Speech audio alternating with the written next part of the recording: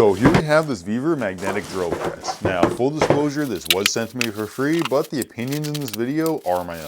It also came in this really heavy duty cardboard box. It has about 3/4 inch sides and these corner pieces on it, so it should have no problem in shipping. And that's pretty important because this thing is really heavy. It weighs quite a bit. There is a little bit of assembly required. You gotta screw in these 3 handles, then attach the holder for the lubricant container, and then tighten down this adapter to thread on the chuck.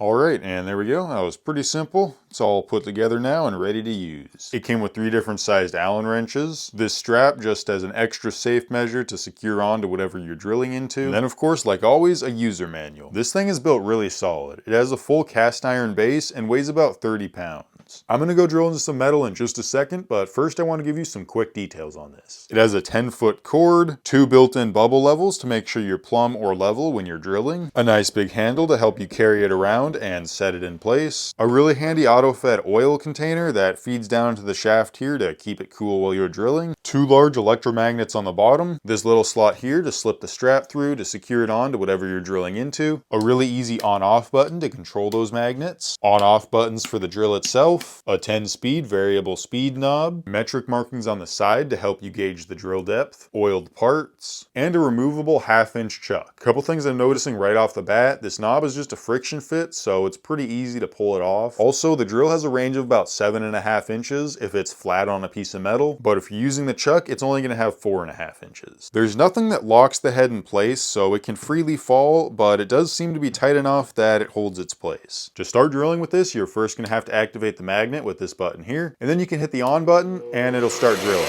And then of course, once you start drilling, you can use the knob to change your speed. Alright, so that's about all you need to know. This thing is pretty solid, so let's go try it out. First, I'll turn on this magnet. It holds itself on there pretty well. Now I'll put this strap on and tighten it down just in case the magnet comes loose. Then I powered up the drill and started drilling. The drill did slide down a little bit, but I was probably using a little too much force. Anyway, I drilled it pretty easily. Now let's turn the magnet off and see if the strap holds it up.